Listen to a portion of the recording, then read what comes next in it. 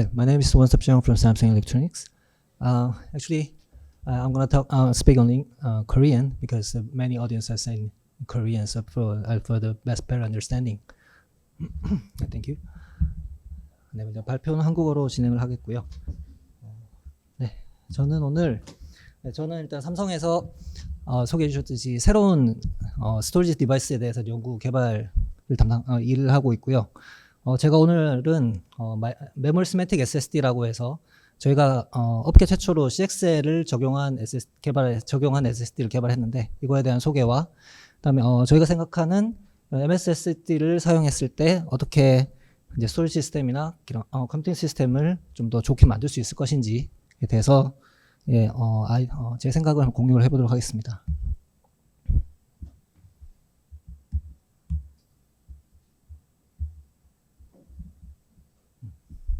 네, 지금 CXL이 아주 이제 유명해졌죠.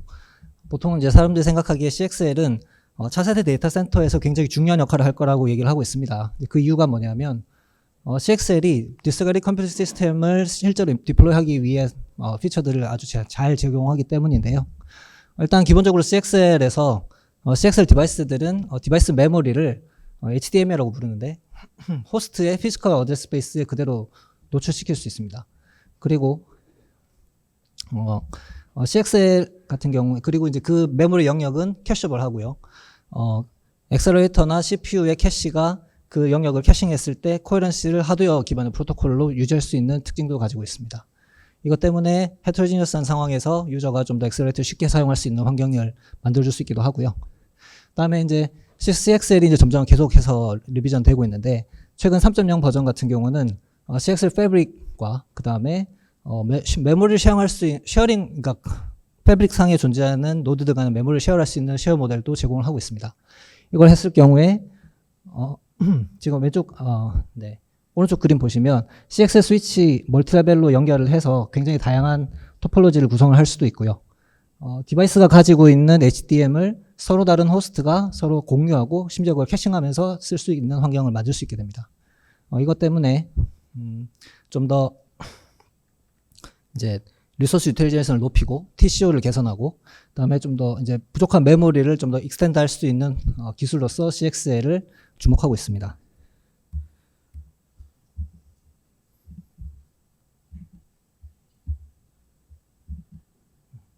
네, 메모리스매틱 SSD는요.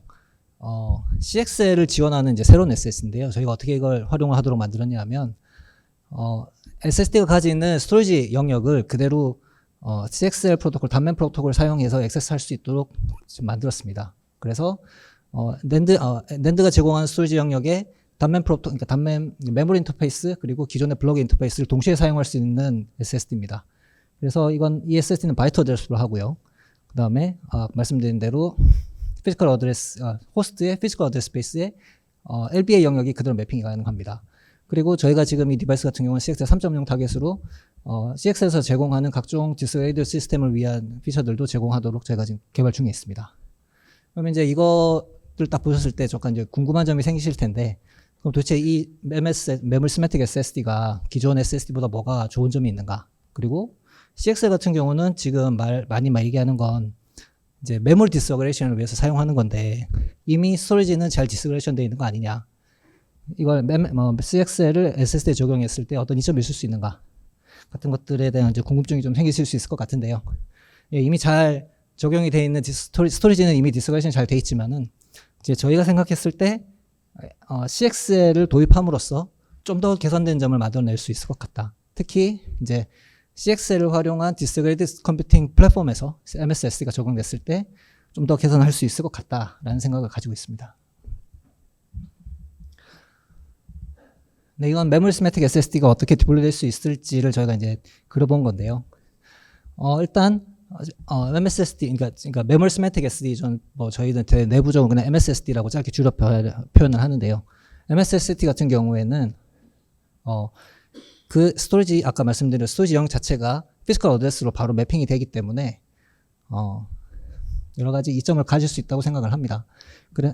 왜냐하면 일단 그러니까 스토리지 영역에 접근을 할 때 CPU나 액셀러레이터가 로드 스토어 인스트럭션으로 다이렉트 접근할 수 있습니다. 이 경우에 NVMe라든가 블럭 IO를 위한 소프트웨어 스택을 모두 걷어낼 수 있고요.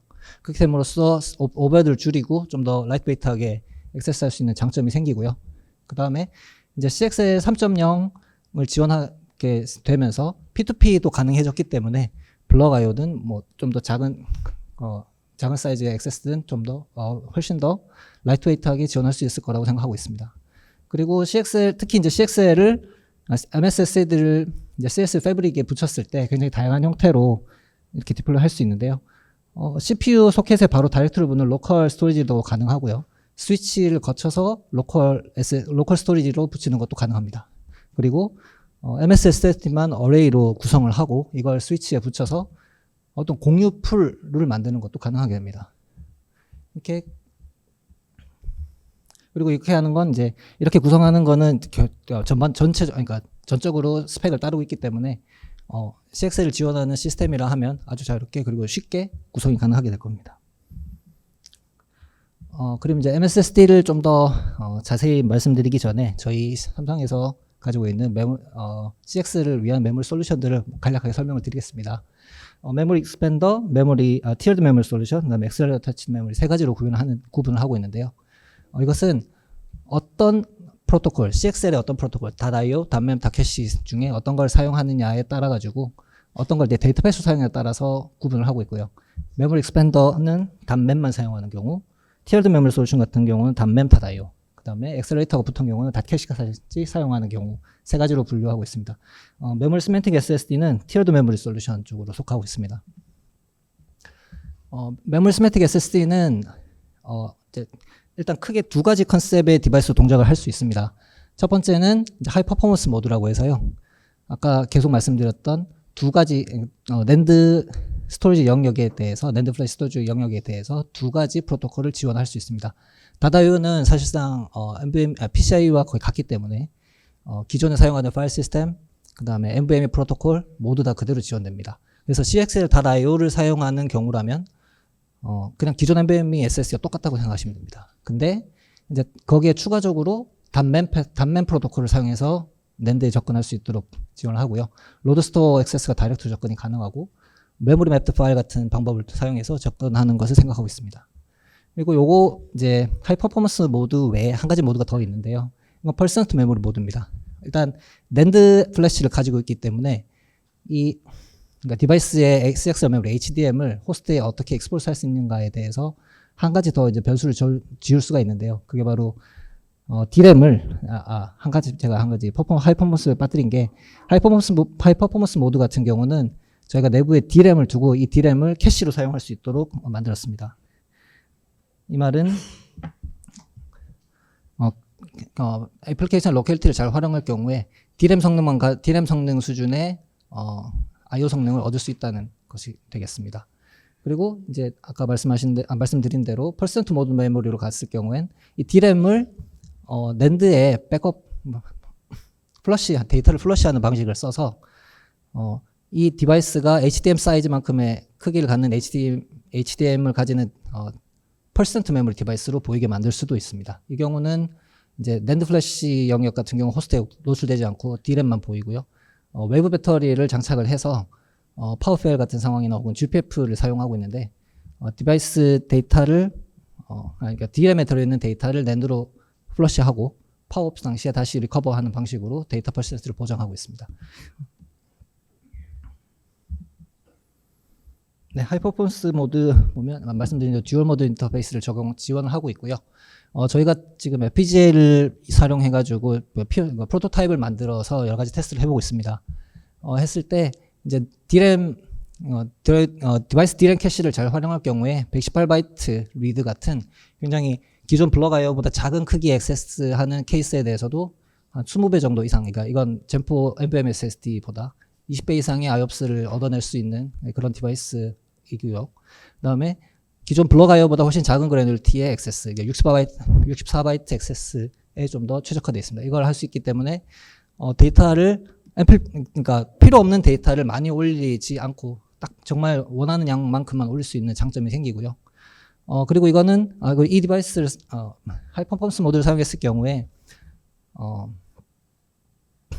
훨씬 큰 메모리,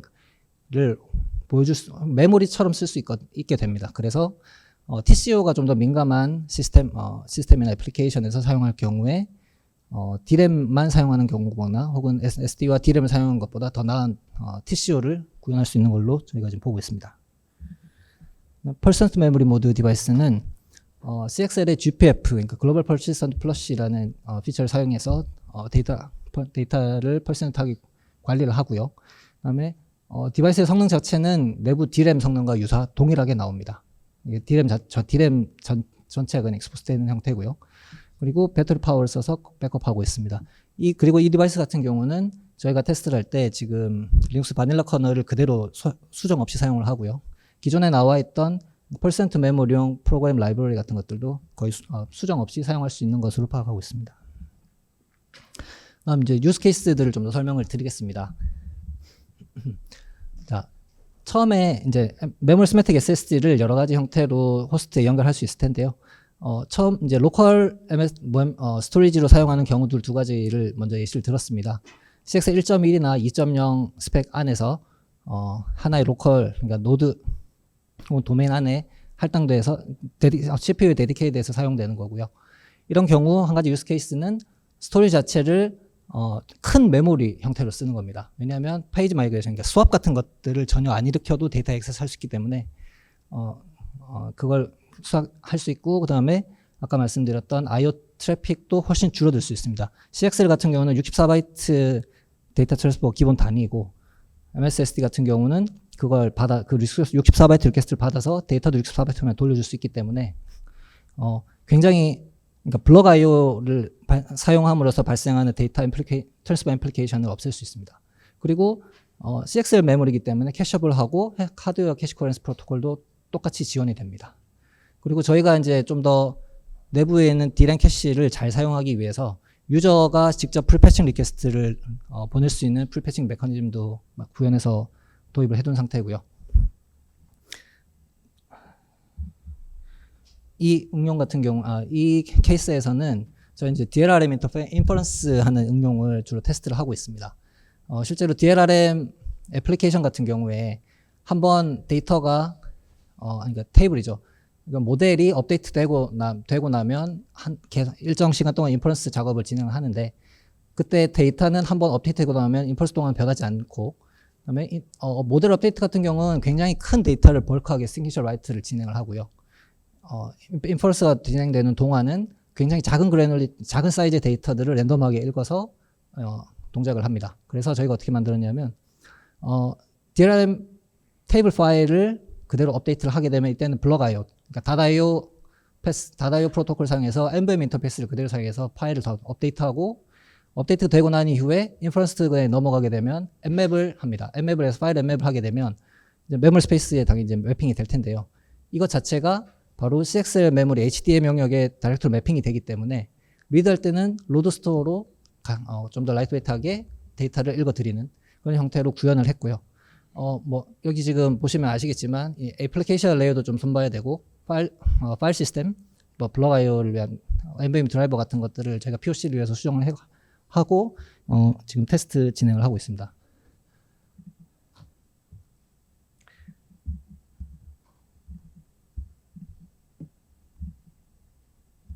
네, 이번에는 아까 말씀드렸던 퍼센트 메모리 모드를 사용할 수 있는 유즈 케이스를 설명드리려고 하는데요. 퍼센트 메모리를 그러니까 모든 노드들이 공유되는 GFD 디바이스로 만들고, 이건 어떤 데이터가 들어왔을 때 이걸 영속적으로 저장할 수 있는 환경을 만들어 주는 겁니다. 그리고 나중에 어떤 특정 적당한 시점에서 실제 데이터가 저장돼야 되는 패스로 다시 옮겨지는 백그라운드로 데이터를 P2P로 카피하는 그런 응용이 될 수 있을 것 같습니다. 이런 경우면 지금 이제 데이터베이스 같은 데서 트랜잭션을 처리하는 거라든가 그런 응용에서 사용할 수 있을 텐데, 일단 이 퍼센트 메모리 모드의 디바이스는 D램을 그대로 사용하기 때문에 성능이 매우 레이턴시도 짧고 성능도 좋습니다. 밴드위스도 좋습니다. 일단 저희가 에이직으로 디바이스를 만들었을 경우에 한 300 나노세크 미만의 레이턴시를 보여줄 수 있을 걸 보이고요. 밴드위스도 역시나 이제 이 인터페이스 밴드위스만큼 충분히 확보할 수 있을 걸로 보는데, 특히 장점은 기존 PMM 대비 장점은 멀티 스레드 액세스에서도 라이트 성능이 떨어지지 않는 장점을 가지고 있습니다. 당연하죠. D램이니까요. 네, 그래서 이런 장점을 활용하면 좀 더 트랜지션들을 좀 빠르게 처리할 수 있는 빠르게 처리해야 되는 시스템에 요 PM 모드와 HP 모드를 같이 적용을 해서 시스템을 구성하면 좀 더 이점이 있지 않을까 하는 유스 케이스로 또 보고 있습니다. 그리고 이제 또 한 가지 유스 케이스는 CXL 3.0을 도입을 했을 때 그리고 MSSL을 어레이로 구성을 했을 때 어레이 풀을 어떻게 활용할 수 있지 않을까라는 겁니다. 이게 지금 멀티 노드, 그러니까 서로 다른 노드에 대해서 모두 접근을 할 수 있는 환경이 마련되는 거고요. 아까와 로컬 라지 메모리 유스 케이스와 마찬가지로 CPU나 엑셀레이터들은 직접적으로 로드 스토어를 써서 접근을 할 수 있게 됩니다.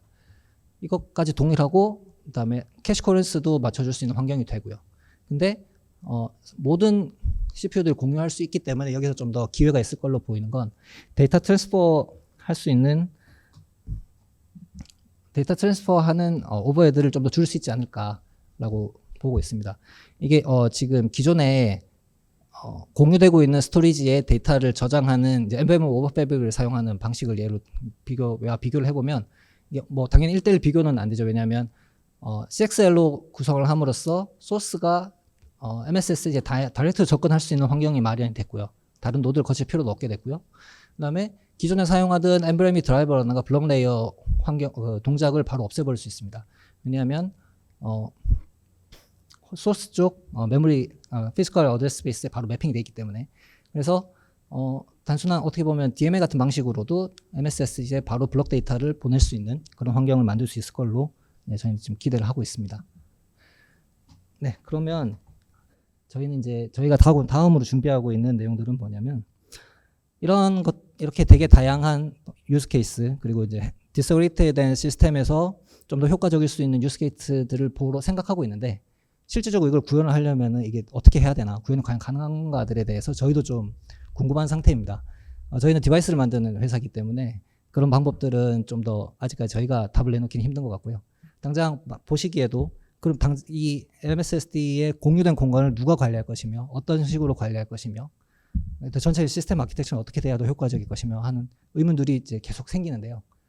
저희도 그런 생각들을 지금 계속 하고 있습니다. 그래서 이런 MSSD를 디스그리드된 환경에서 연결이 됐을 때 이렇게 아까 이전 발표들에서 많이 설명을 했지만 다이나믹하게 어태치 디태치 될 수 있기도 하고 여러 호스트가 공유되는 영역에 대해서 누가 접근 권한을 어떻게 관리를 할 것이며 데이터를 어떻게 매니징하는 것이 가장 좋은 방법인가 이런 것들에 대한 고민도 있고 그 다음에 그런 어레이를 활용하기 위한 실제로 시스템 소프트웨어라든가 라이브러리는 어떻게 구현되어야 되고 동작해야 하는가 그다음에 이런 방법들에 대한 시큐리티는 어떻게 보장해야 되는가 그다음에 이게 환경이 준비됐을 때 유스 케이스나 고객으로부터 리퀘어먼트는 어떤 게 있을 것인가 같은 것들이 저희도 많이 궁금한 상황입니다.